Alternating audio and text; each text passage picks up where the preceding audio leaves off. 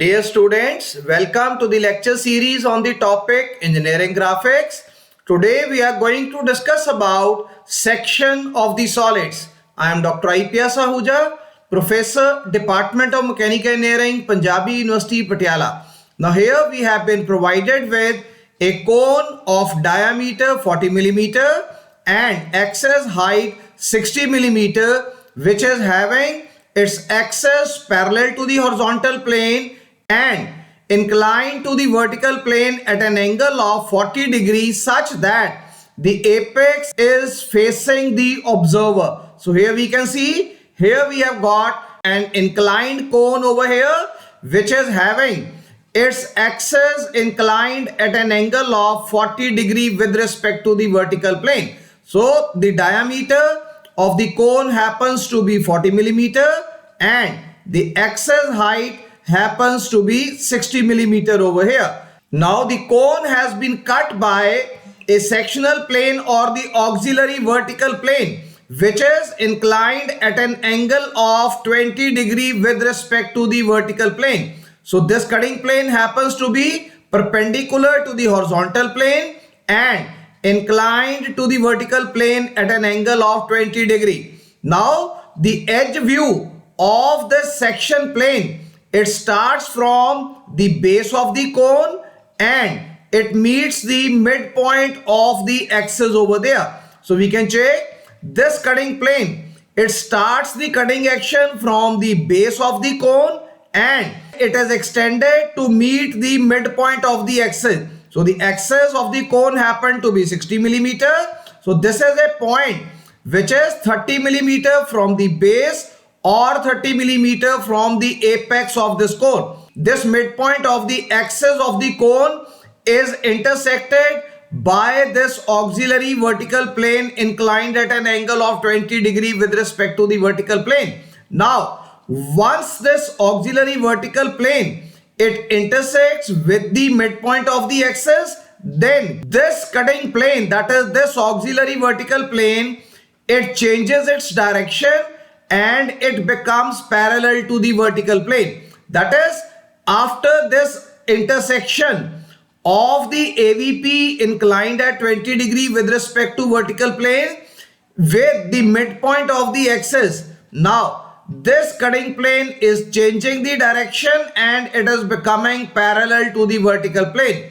So we are required to obtain the sectional front view, top view and the true shape of both the cut sections individually, and we are also required to locate both of the true shapes even onto the single plane over here. So two true shapes we are required to obtain over here.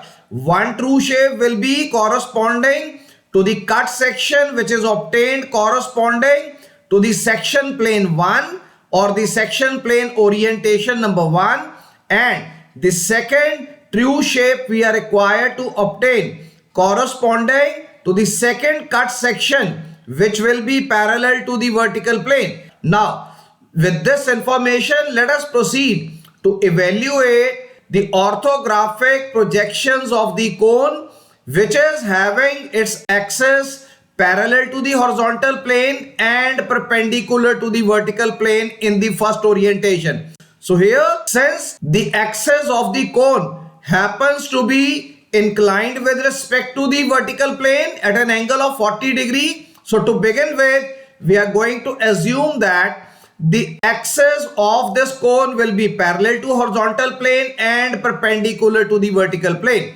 So in the front view, we have to obtain the projections of this cone in such a way that the axis of the cone should be perpendicular to the vertical plane. So in the front view, we are going to obtain the circular projections onto the vertical plane over here. Now we know that the diameter of the cone happens to be 40 millimeter. And now we have divided this circle into 12 equal parts such that the sector angle for each of the 12 sectors will be equal to 30 degree each. So 12 points we have been able to obtain corresponding to the front view projection of this particular cone. So now we have also obtained the access points in the front view projections, that is points O dash and O1 dash. They have been appropriately located in the front view projections over here. So point O corresponds to the apex point, while point O1 dash, it corresponds to the location of the axis onto the base of this cone. Now we can join the apex point O dash with all the 12 points of the base over here. So all the inclined slant generators, they have been joined into the front view projections over here.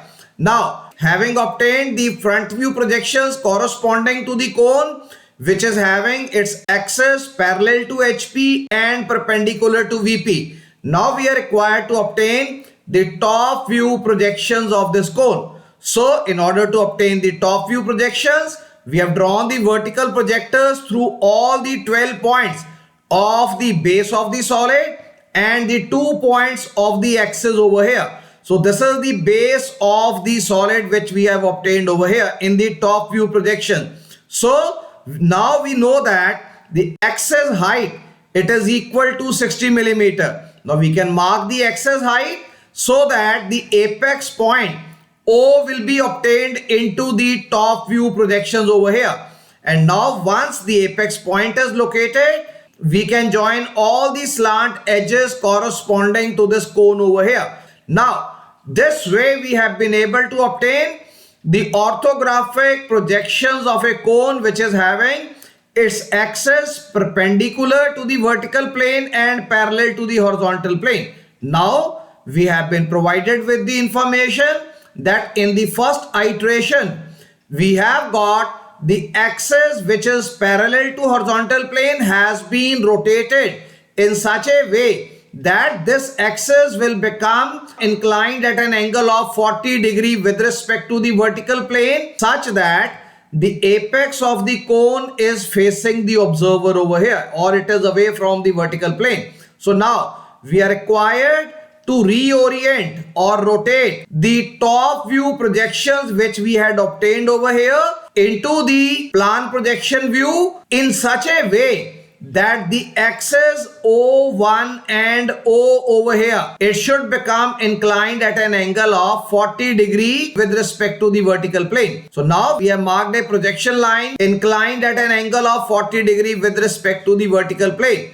So onto this projection line, now we have to mark the points O and O1 such that this distance O and O1 will be equal to the true length of the axis, which is equal to 60 millimeter. Then from the point O1, we can draw a perpendicular projector over here. Now using the principle of rectilinear distance transfer, we can now measure the distances of all the points on this side of O1 and distances of all the points which are lying on this side of O1. So now we can measure distance between O1 and 311. So we'll mark this distance over here onto the perpendicular projector which has been drawn through the point O1. Similarly, we will be measuring the distance between O1 and 212. So this distance will be marked over here. Distance between O1 and point 1 will be marked and it will be appropriately located into the reoriented or transformed plan projection view. Similarly, the distance between O1 and 59, O1 and 68, O1 and 0.7 will be measured, and the same distances will be plotted alongside this projection line. That is, distance between O1 and 59 will be plotted, distance between O1 and 68 will be plotted, and distance between O1 and 0.7 will be marked over here. So now once we join these base points and we join all the slant edges corresponding to the 12 points of the base with the apex, now we have been able to obtain the transformed view of the cone top view when the axis of the cone happens to be inclined at an angle of 40 degree with respect to the vertical plane. Now, having obtained the plan projection view corresponding to the inclined cone, now we are required to obtain the corresponding elevation projections for the inclined cone over here above the XY reference line. So in order to obtain the elevation projection view, now we are required to draw horizontal projectors through all of the 14 points of the elevation projection of the cone which we had obtained previously. 12 points of the base we have got and 2 points corresponding to the axis, they are available with us. And now one by one, through all of these 14 points of the plan projection view corresponding to this inclined cone, we are going to draw the vertical projector line. So wherever the horizontal projector line through a particular point from the elevation projection view will be intersecting with vertical projection lines through plan projection view corresponding points. So we are going to obtain the points of intersection as the elevation projection view points corresponding to the inclined cone over here. So let us evaluate all of these points in the elevation. So through point O, we have drawn a vertical projector. Through point O dash, we have drawn a horizontal projector. The intersection of these two projectors has provided us with the location of the point O dash in the elevation projection view. Next, we have got point 1. So vertical projector through point 1 intersecting with horizontal projector through point 1 dash. It has provided us with the location of the point 1 dash in the elevation projection view. Similarly, now we have drawn vertical projector through the points 2 and 12 wherever they are going to intersect with horizontal projectors drawn through the points 2 dash and 12 dash. So we have obtained the points of intersection as 2 dash and 12 dash in the elevation projection view. Similarly, we have got points 3 and 11 from the plan projection view. So once we draw vertical projector through points 3 and 11, wherever this vertical projector drawn through 3 and 11, it will be intersected by horizontal projectors drawn through the points 3 dash and 11 dash over here. We have obtained the corresponding points of intersection as 3 dash and 11 dash. Next, we have got points 4 and 10. So from 4 and 10, if we draw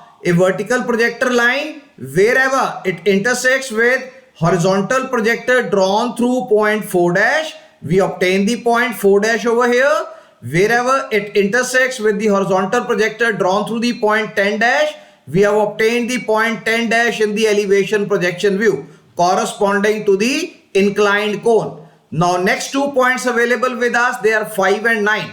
So through 5 and 9, again we have drawn a vertical projector line wherever this vertical projector line drawn through points 5 and 9, it will be intersected by horizontal projectors drawn through the points 5 dash and 9 dash over here. So we have obtained the points 5 dash and 9 dash in the elevation projection view. Next, we have 2 points 6 and 8 in the plan projection view. So through points 6 and 8, again we have drawn vertical projector lines into the elevation projection area wherever this vertical projector line will be intersected by the horizontal projector lines emerging from the point 6 dash and 8 dash over here. So we have obtained 2 points 6 dash and 8 dash into the elevation projection view.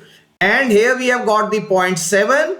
So through point 7 we have drawn a vertical projector line. Through point 7 dash we have drawn a horizontal projector line. Intersection of these two projector lines has yielded us with the location of point 7 dash in the elevation projection view corresponding to the inclined cone. And finally, we have got the point O1 of the base. So through point O1 of the base, we have drawn a vertical projector line. Through point O1 dash of the previous elevation projection view, a horizontal projector line has been drawn. Now, the intersection of these two projector lines has provided us with the location of point O1 dash in the elevation projection view. So this way, we have been able to locate all the 14 points into the elevation projection view corresponding to the inclined cone. now we have to evaluate which portion of this elliptical section arc over here, because we know that whenever a cylindrical cross section, whenever it becomes inclined to the vertical plane, the projection of the cylindrical base of the cone over here, it will be appearing as an ellipse in the front view projection. So now all the 12 points of the elliptical construction, they have been evaluated. Now we need to evaluate which portion of this elliptical arc over here, it will be appearing as a solid or an object line construction, and which portion of the elliptical arc over here, it will be appearing as hidden line or the dotted view projections over here. As the observer is going to look at this cone from this orientation, so the farthest point away from the observer is 0.7. So this semicircular elliptical portion or the arc portion of this cone, which is passing through the 0.7 dash. So this portion of this ellipse, it will be appearing as a dotted segment, and the rest of the portion will be drawn as an object line. That is, this portion of the cone will be visible to the observer, while this semicircular portion of the cone passing through 4 and 10, 5, 9, 6, 8 and 7 point. So this portion will be appearing as a hidden line segment over here. And now we can join the boundary over here. Now we can see that this inclined cone has been cut by an auxiliary vertical plane whose edge view happens to be inclined at an angle of 20 degree with respect to the vertical plane. Now this cutting action will start from the base of the solid, and this cutting plane will be extended till it meets the midpoint of the axis of this inclined cone. Now we can check. The true length of the axis we had marked over here as 60 millimeter. So the midpoint of the axis will be at a distance of 30 millimeter from the base. Now the cutting plane, which is an auxiliary vertical plane, that is a cutting plane perpendicular to HP and inclined to VP at an angle of 20 degree. It is going to start from the base and it is going to intersect with this inclined cone till it meets the midpoint of the axis over here. Now this is the first segment of the auxiliary vertical plane. Even we may call it cutting plane number 1. And now once this cutting plane, it meets the midpoint of the axis, thereafter it changes the orientation such that this cutting plane, it becomes parallel to the vertical plane. We can see this is the vertical plane. So we can see that there are two segments which we are going to obtain over here. This is segment 1 of the cutting plane. This is segment number 2 corresponding to the second cutting plane or the reoriented cutting plane over here. So this way, two true shapes we have to obtain in this particular case. One true shape of the cut section will be there corresponding to the first segment of the cutting plane or cutting plane number 1. Second true shape will be obtained corresponding to the second segment of the cutting plane or the cutting plane number 2 over here. So now we have also joined all the points of the base with the apex over here. That is, all the slant generators of this cone we have also joined so that we can obtain the different points of intersection of the cutting plane with different generators of this particular cone in the top view as well as in the front view projections over here. So now we are required to evaluate the sectional elevation of this truncated cone by two segments of the auxiliary vertical plane over here. So now in order to evaluate the sectional elevation, now we observe that the cutting plane is going to intersect this slant generator O7 at the point P7. So the name of the point of intersection we have marked corresponding to the name of the generator. So since this is the generator O7 in the top view projections which has been intersected by the cutting plane, so the point of intersection we have marked over here as P7. So now from point P7 we are going to draw a vertical projector into the elevation projection view. So this vertical projection through point P7, it intersects with the slant generator O-7- at this point. So this way we will be able to obtain the location of this point of intersection P7- in the elevation projection view. Now the next 2 points which are available to us by virtue of intersection of the cutting plane with the generators O6 and O8 over here. So now there are two generators which are overlapping with each other, O6 and O8. So 2 points of intersection we have been able to obtain. So P6 is the point of intersection of the cutting plane with the generator O6. P8 happens to be the point of intersection of the cutting plane with the slant generator O8. So now, having located these 2 points of intersection in the top view, now these points will now be projected into the front view projection. So we have drawn a vertical projector line and starting from P6 and 8 into the elevation projection view till it intersects with the generators O-6- and O-8- point over here. We can check, this is the slant generator O-8-. This is slant generator O-6-. Now, wherever this vertical generator emerging from P6 and P8, it intersects with the generator O-6-, we obtain the point P6- in the elevation. Similarly, wherever this vertical projector emerging from P8, it intersects with the slant generator O-8- in the front view projections, we obtain the point P8- over here. Now the next 2 points of intersection which are available with us by virtue of intersection of this cutting plane with the slant generators O5 and O9, they happen to be P5 and P9. So P5 is point of intersection of the cutting plane with the generator O5 and P9 happens to be the point of intersection of the cutting plane with the generator O9. So now once we draw a vertical projector through the points P5 and P9, we extend it into the elevation projection view till it intersects with the slant generators in the elevation. Which ones? O-5-. We can check. This is slant generator blue one, O-5-. We obtain this point of intersection as P5-. Similarly, wherever this vertical generator emerging from point P9, it intersects with the generator O-9- over here. It is this generator. So this point of intersection provides us with the location of the point P9- in the elevation. Now the next 2 points which are common to both of these cutting planes, these points happen to be P4 and P10. Why?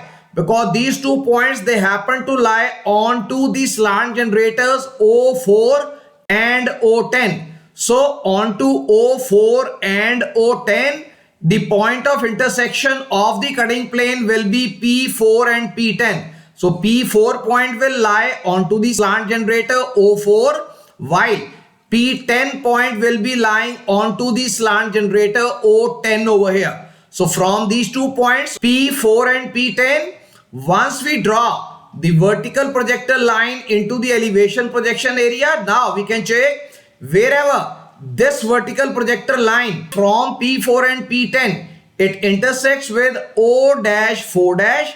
So this point, orange line over here, this will provide us with the location of the point P4-. Similarly, wherever the vertical projector line through the point P10, it intersects with the slant generator O-10- over here. That is again the orange line or the boundary line over here. So point P10- has been appropriately located and marked in the front view elevation projection. So now the cutting plane has changed the orientation. Now it is inclined at an angle of 20 degree with respect to the vertical plane over here. Now the next 2 points of intersection, they are corresponding to the cutting plane number 1 over here. So these 2 points of intersection, they are obtained by virtue of the cutting action of this auxiliary vertical plane with the generators O3 and O11 of this particular inclined cone over here. So wherever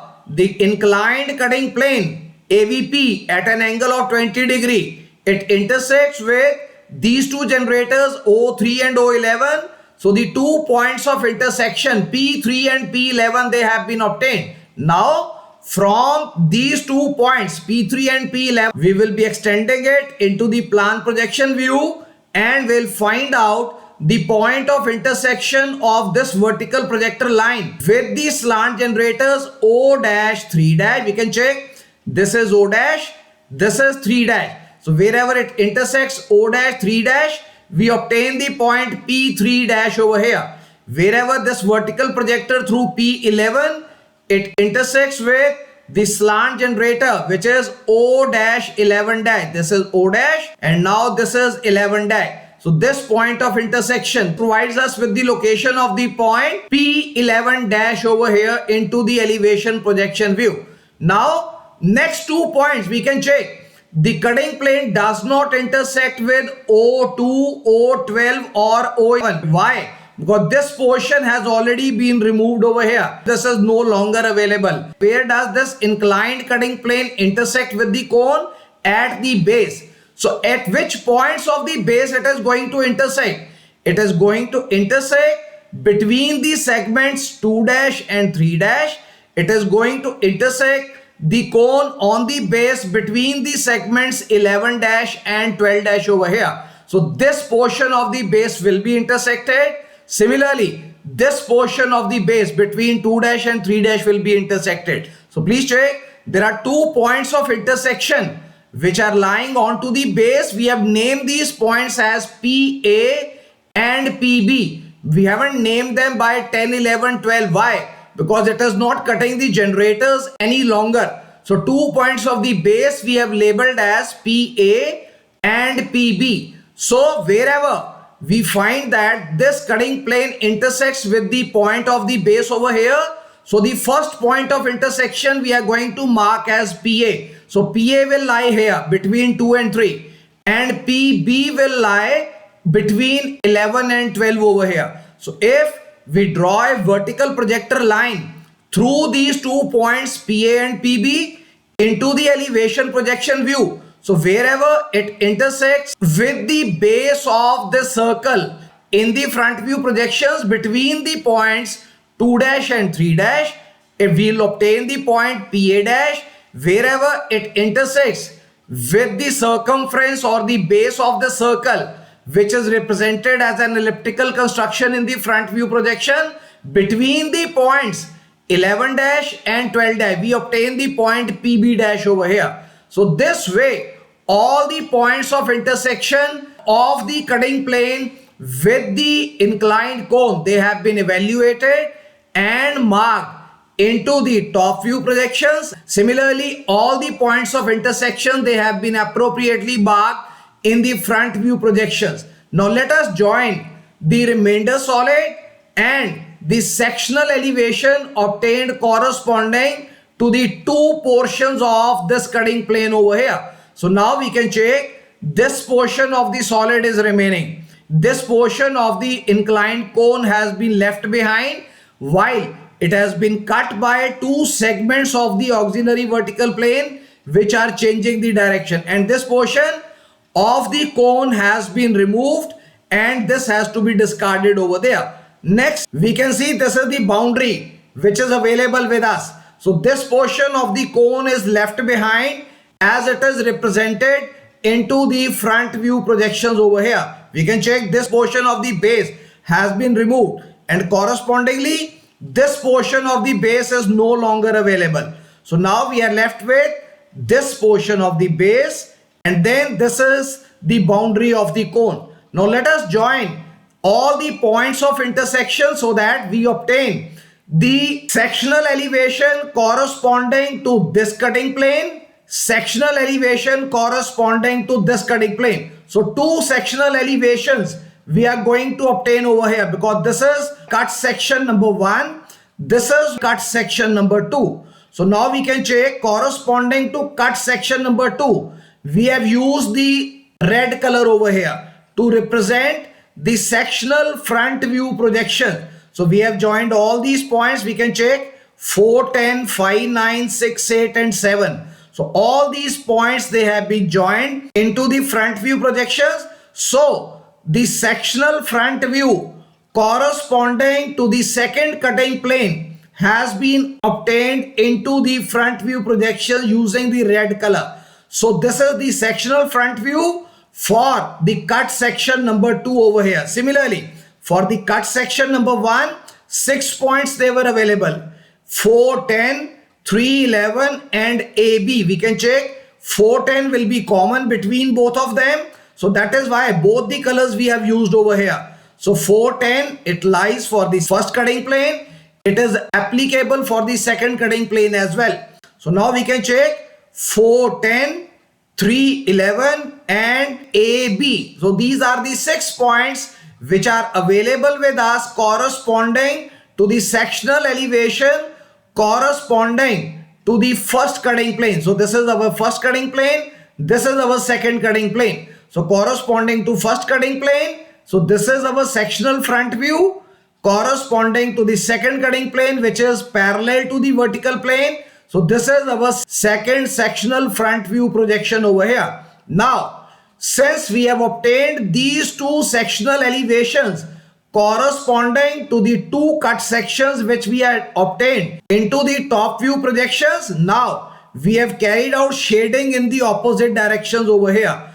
So this shading will also indicate that, so this segment P4 dash, P10 dash, P11 dash, PB dash, PA dash, P3 dash and P4 dash. So this is the sectional elevation corresponding to the first cutting section over here, whereas corresponding to the second cut section, which is corresponding to the reoriented portion of the AVP which happens to be parallel to the vertical plane. Now the points available, they are P4 dash, P10 dash, P9 dash, P8 dash, P7 dash, P6 dash, P5 dash and P4 dash. So this is represented by red color. So now out of these two sectional elevations corresponding to the two cut sections, now one special characteristic we have to observe over here. Now we can check cut section 2 over here. This is parallel to the vertical plane. So since this cut section 2, it is parallel to the vertical plane. So now this sectional elevation which has been marked with red color in the front view projection, this represents the true shape corresponding to the second cut section over here. So this is our true shape representation in the front view projection over here, whereas this one, the other one, it is representing the apparent shape. So this sectional elevation for this cutting plane corresponding to this AVP inclined at 20 degree with respect to the vertical plane. So this is the apparent shape. Why? Because this cutting plane happens to be inclined with respect to the vertical plane over here. Now, one true shape we have already obtained into the sectional elevation which we have obtained. Now, we are required to obtain true shape of this cut section over here. So let us obtain true shape corresponding to this cut section. Now we can see earlier we were looking at this solid from this side over here. Now we have to look at this solid from this orientation corresponding to this inclined cutting plane. So these two arrows or the direction of viewing, now we are taking it out. Now which direction we have to look at this particular solid so that we can obtain the true shape of this cut section over here. So we'll be able to obtain true shape of this cut section when we are looking at the solid perpendicular to the orientation of this cut section or the AVP. So once we are going to look at the solid in the perpendicular direction corresponding to this AVP, first segment of the AVP which happens to be inclined to the vertical plane at an angle of 20 degree. Now we can check, we haven't marked arrow over here. Why?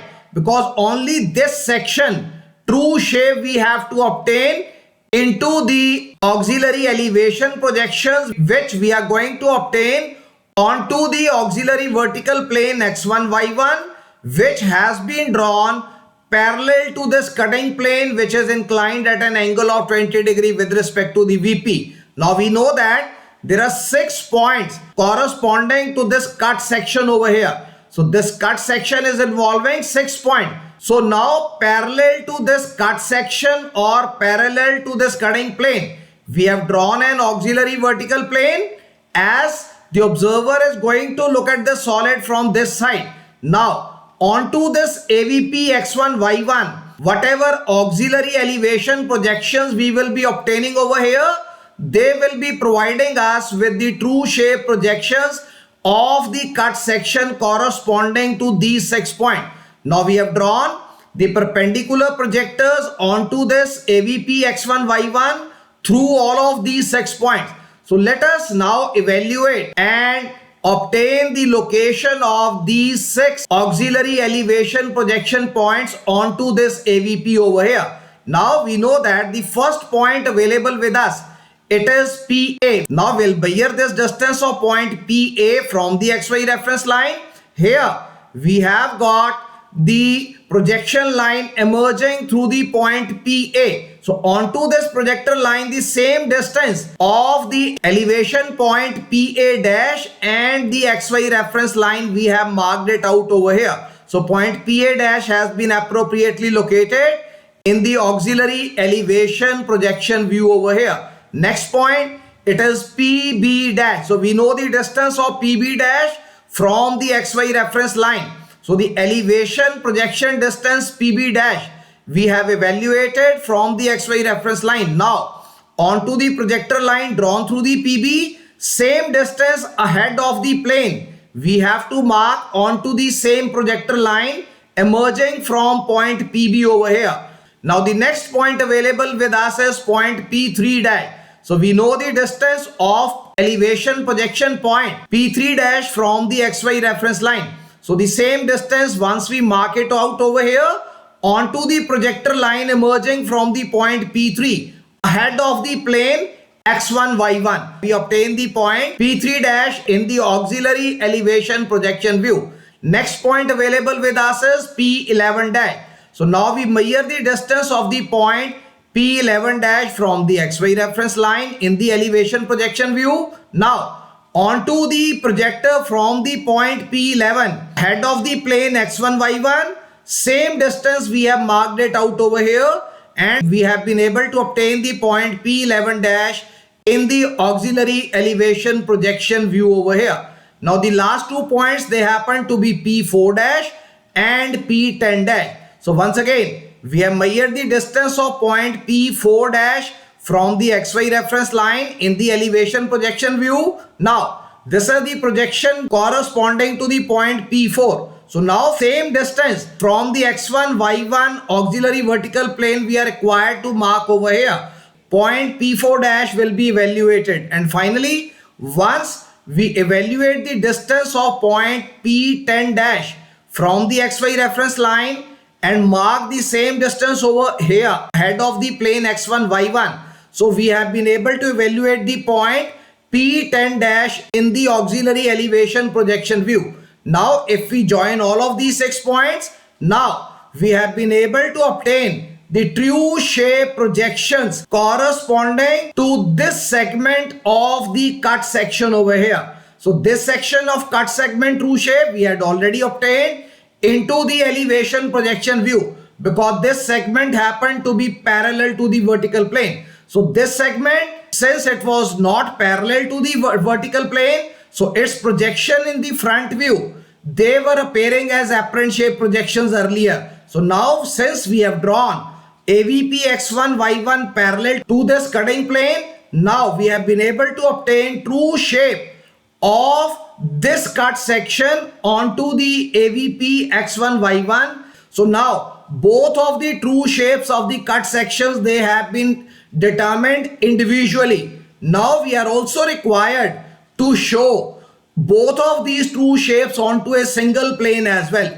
Practically it is not possible to obtain both of the true shapes onto the single plane, but for the purpose of representation, if we are required to draw both of these true shapes side by side. So now, using the principle of rotation of line, this cutting plane, 4 points we had obtained earlier. We can check one point corresponding to 410, second point was corresponding to 59, third point was corresponding to P6 and P8, and fourth point was corresponding to P7. So now these 4 points, if we rotate them in such a way that if we extend, please check, if we extend this cutting plane and we rotate these points over here, so then we will assume that this cut section has been appropriately rotated in such a way that this cut section has been transformed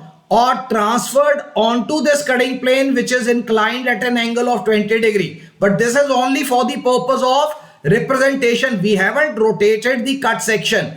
It is only that we want to show the true shapes side by side over here. So then only for the purpose of representation, we have rotated these points so that this cut section, we have assumed that we have rotated it at an angle of 20 degree with respect to the vertical plane alongside the first segment of the cutting plane. So once we obtain the same points over here, now the same distances P7 dash, P6 dash, 8 dash, P5 dash, 9 dash, we are going to plot over here. So we can check. If we are now going to look from this side, now we are not looking up to this point. Now we are looking up to this point because this portion of the cut section has been assumed to be rotated. It is not rotated, it has been assumed to be rotated, so that both of the true shapes we can obtain side by side over here. So once we rotate this cut section, then all these 4 points, they have been obtained over here. So now from points 5 and 9 we can check. So 2 points of elevation having distances P5 dash and P9 dash. So they have been plotted over here. Similarly, corresponding to the point 6 and 8, this is corresponding to the point 6 and 8. So the distances P6 dash and P8 dash will be plotted over here. And this is a point corresponding to P7. So now we will be measuring the distance of P7 dash in the elevation. Mark this distance over here. So now if we join all of these points, and now we can again carry out shading in the other direction. So this is true shape number 2. This is true shape number 1.